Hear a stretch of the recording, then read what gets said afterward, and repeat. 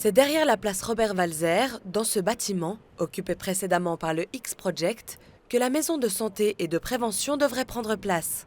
Pour cela, le conseil municipal souhaite louer la parcelle par un contrat de droit de superficie, comme il l'expliquait à une conférence de presse ce mardi matin. Pour la ville, c'est une chance.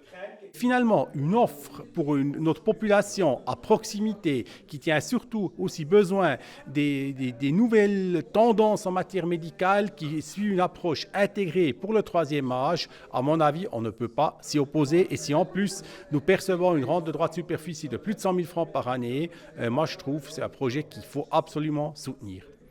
La maison offre des prestations médicales principalement destinées aux personnes âgées et propose un service ambulatoire dédié aux maladies chroniques. Sur le plan social, les patients peuvent aussi trouver des conseils sur place grâce à Spitex et Prosenectouté. Quand vous avez une maladie chronique, c'est pas seulement vite fait chez le médecin, je vais faire la pharmacie et c'est réglé. Non, vous avez un impact sur votre vie sociale. Et là, même si nous avons un service social aussi à l'hôpital, il est plutôt dédié aux personnes qui sont dans un lit. Et nous, aujourd'hui, on veut travailler avec nos partenaires et on veut aller au-delà de ce qu'on fait aujourd'hui. Et la prise en charge aussi dans les soins à domicile est aussi important. La question des finances d'une personne sont importantes. Un autre partenaire, la résidence au lac, qui se trouve juste à côté. C'est la société privée Kimbolesa qui finance le projet. Le PS Bienne critique ce financement privé. Mais pour le centre hospitalier Bienne, c'est une bonne solution.